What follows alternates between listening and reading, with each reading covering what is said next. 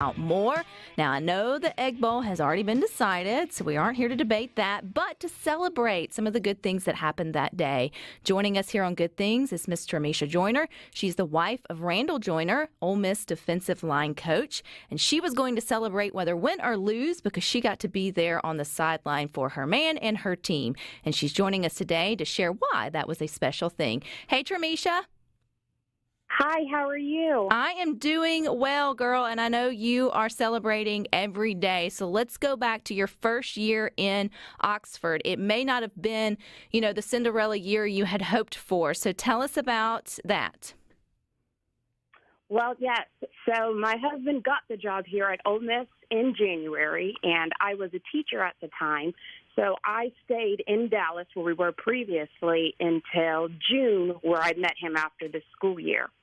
When I got here in the fall, I enrolled in Ole Miss as well for the graduate program. I had begun studying to be a mental health counselor. During that time, everything started how you could have imagined. School was going great. Football was going great. I'm a big person. I love to work out. And I went to work out one morning on a Monday morning. And right as I was about to finish, I got a headache. And it was a headache where I could not move my body. As some will say, it was the worst feeling of my life. And in that time, I was able to rush to the locker room where I just laid down. At that time that it was happening, my husband was actually in practice getting ready for us to play Alabama. So during that time, I'm just like, okay, this is a headache. I'm going to get through it. I'm not about to call him. It's such a big game week.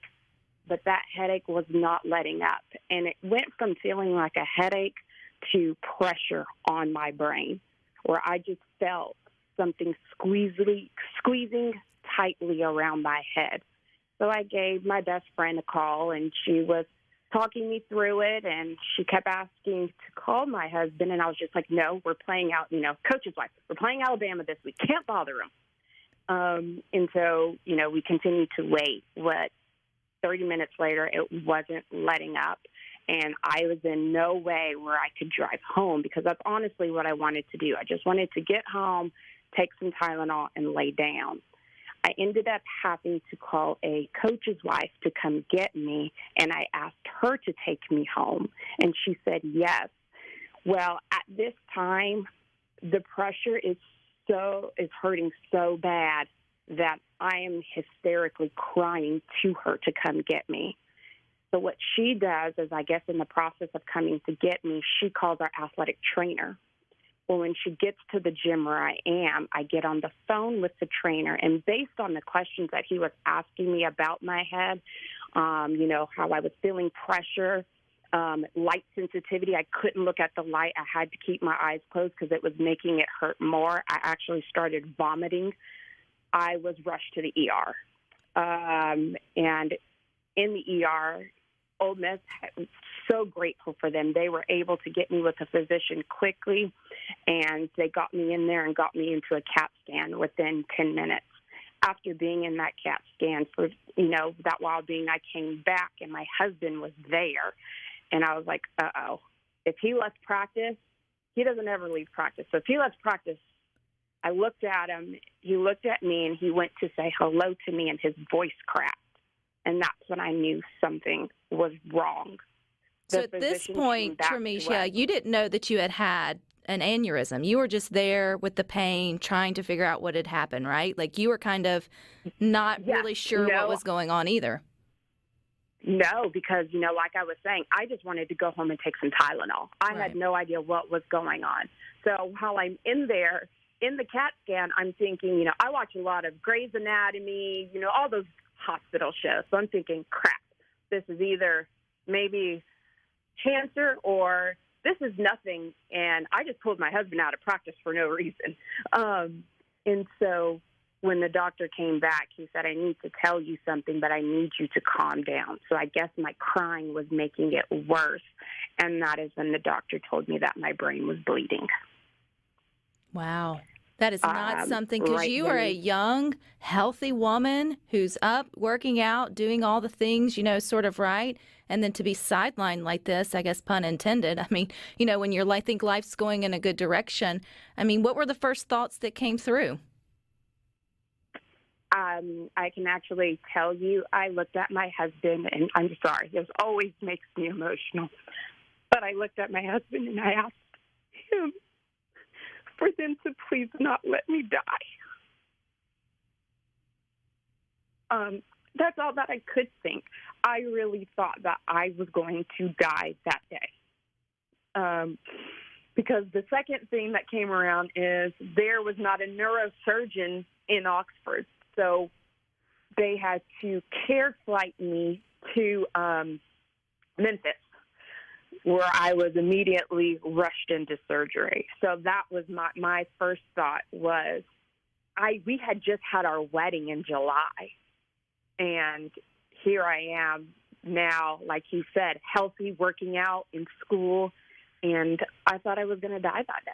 What date was this, Trimiesha? When's the timeline for the aneurysm? What do you mean? So when do you have it? When did this? When did It started at 10:40 in the morning. That's when I remember looking at my phone, and I didn't find out. I was care flighted around 12:30, 1 o'clock. And when did they think that maybe you could get back to, I hate to use, air quotes, normal, but did you think this was going to be a long recovery? Would you think you were going to be back there supporting, Ole Miss and your husband soon? Or did your doctors tell you it may take a minute? So once we got to, because while I was there in Oxford, they brought a neurologist on the screen to kind of more explain to me what is going on and why this is such an emergency. And so when I got to Memphis, at the time they didn't know what surgery they would have to do. It was either going to be a coiling through my growing, or they were going to have to open my skull and do a clipping. So, all we could start doing, all my husband started doing is praying. We come from a big football world. We were at SMU for 3 years. We were at Ohio State for a couple of years. And all I remember is him just sending texts out to everybody. And when I mean the power of prayer, prayer is so powerful. And that is what brought me through. So the neurologist said, based on my surgery, they didn't know how I was going to come out. If I were going to have vision problems, if I was going to have walking problems, they did know that they had to keep me there for 2 weeks for observation. Well, you made it out, and you made it to the sidelines, or at least within the stands, for maybe the biggest game of your husband's, Ole Miss career leading up. I mean, some would say there might be others, but that's the Egg Bowl. It's also a holiday. It's Thanksgiving Day. So whether they won or lost, you were excited just to be there. But I know it was a miracle for you and yourself to be able to stand there. What was that like for you and your family to know that everyone was there on the sidelines?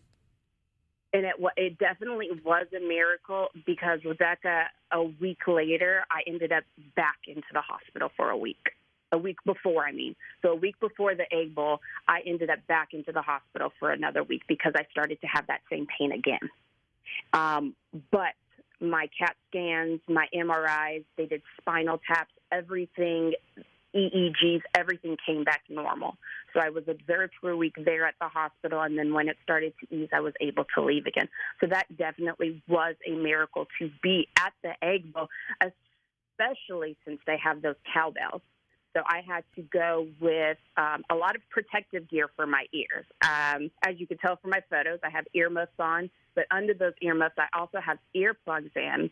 And, RAD is amazing. Him and his wife, they let me sit up there with them for the game so that I could go, because I wouldn't have been able to go otherwise. Trimiesha, what do you say to people maybe who are going through a hard time right now? Maybe their curveball isn't a brain aneurysm, but maybe it's been some other poor diagnosis or just a setback. You have such good faith and you have such a bright spirit, even though you've had some tough times. What do you say to others? That the Lord is not going to bring something to you if he's not going to bring you through it.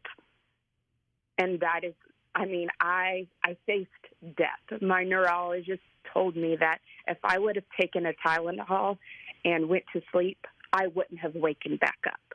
So the Lord will not take you through something if he's not going to bring you all the way through it. And then the power of prayer. Prayer is not something light. It is life-changing, and it is life-saving.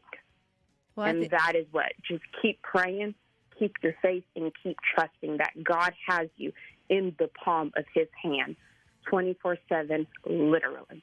Well, we're glad that Mississippi has you and your husband here with us in Oxford. We're glad that you are doing well, Trimiesha. I know they're going to need you for their bowl game and hopefully for many more seasons to come. So thank you so much for sharing your story here on Good Things, and we will still be praying for you. Thank you so much for having me, Rebecca. You guys have a happy holiday. And I'll say hotty toddy just for you, Trimiesha. Hotty toddy. All righty, y'all stick with us. More Good Things for you coming up next.